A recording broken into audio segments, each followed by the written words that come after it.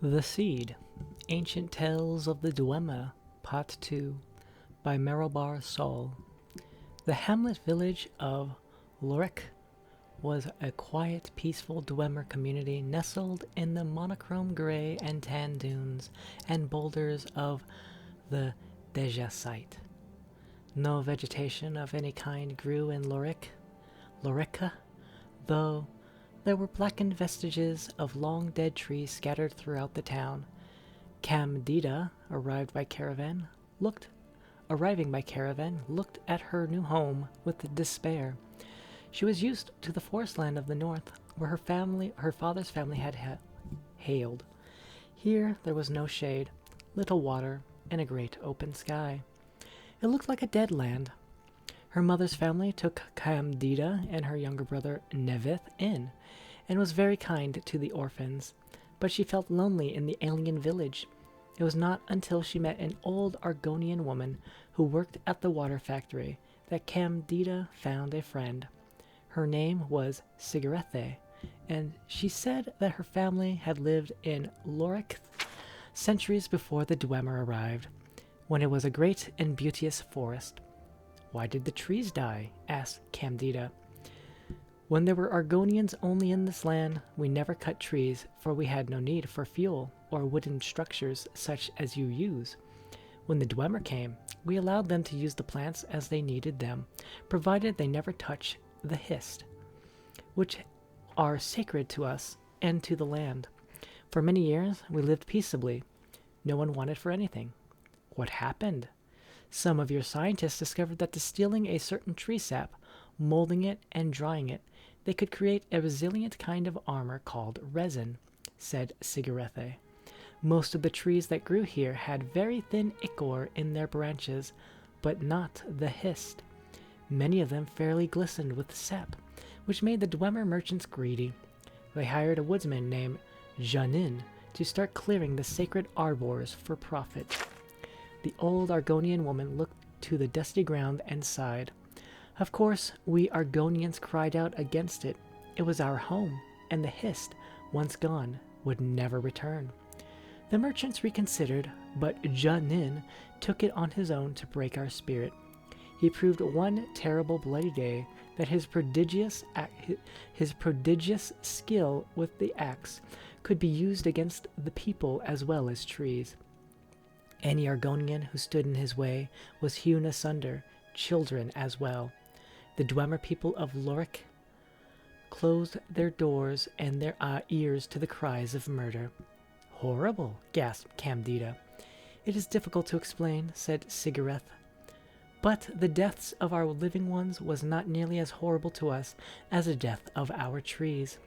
You must understand that to my people the hist are where we come from and where we are going. To destroy our bodies is nothing. To destroy our trees is to annihilate us utterly. When Janin turned his axe on the hist, he killed the land. The water disappeared, the animals died, and all the other life that the trees nourished crumbled and dried to dust." "But you're still here," asked Camdita. "Why didn't you leave?" "For us, we are trapped. I am one of the last of a dying people. Few of us are strong enough to live away from our ancestral groves, and sometimes, even now, there is a perfume in the air of Lorek that gives us life. It will not be long until we are all gone." Camdita felt tears welling up in her eyes. "Then I will be alone in this horrible place, with no trees and no friends." "We Argonians have an expression," said Sigarethe, with a sad smile, taking Camdita's hand, "that the best soil for a seed is found in your heart."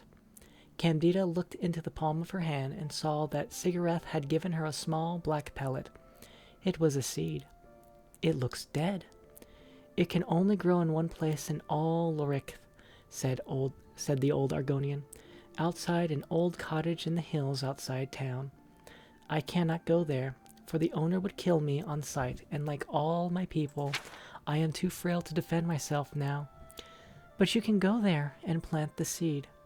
"What will happen?" asked Camdita. "Will the hist return?" "No, but some part of their power will. That night, Candida stole from her home and into the hills. She knew the cottage Cigarethes had spoken of. Her aunt and uncle had told her never to go there. As she approached it, the door opened and an old but powerfully built man appeared, a mighty axe slung over his shoulder. "What are you doing here, child?" he demanded. "In the dark. I almost took you to be a lizard man." "I've lost my way in the dark," she said quickly. "I'm trying to get back to my home in Lorike." "Be on your way then." "Do you have a candle I might have?" she asked piteously. "I've been walking in circles and I'm afraid I'll only return back here without any light." The old man grumbled and walked into his house. Quickly, Candida dug a hole in the dry dirt and buried the seed as deeply as she could. He returned with a lit candle. "See to it you don't come back here," he growled, "or I'll chop you in half." He returned to his house and fire. The next morning, when he awoke and opened the door, he found that his cottage was entirely sealed within an enormous tree. He picked up his axe and delivered blow and after blow to the wood, but he could never break through. He tried side chops, but the wood healed itself. He tried an upper chop followed by an under chop to form a wedge, but the wood sealed. Much time went by before someone discovered old Jeanin's emaciated body lying in front of his open door, still holding his blunted, broken axe. It was a mystery to all what he had been chopping with it, but the legend began circulating throughout Lorkith that hissed sap was found on the blade. Shortly thereafter, small desert flowers began pushing through the dry dirt in the town. Trees and plants newly sown began to live tolerably well, if not luxuriantly. The hist did not return, but Candida and the people of Lorik noticed that at a certain time around twilight, long white shadows of great bygone trees would fill the streets and hills. Publisher's note: the seed is one of Merobar Sol's tales whose origins are well known. This tale originated from the Argonian slaves of southern Morrowind. Merobar Sol merely replaced the Dummer with Dwemer and claimed he found it in a Dwemer ruin. Furthermore, he later claimed that the Argonian version of the tale was merely a retelling of his original. Lorik, while clearly not a Dwemer name, simply does not exist, and the fact that Lorike was a name commonly used incorrectly for Dunmer men in Gore Fellum plays. The Argonian versions of the story usually take place in Vardenfell, usually in the Telvanni city of Sadrith Morah. Of course, the so-called scholars of Temple Zero will probably claim the story was something to do with Lorkhan simply because the town starts with the letter L.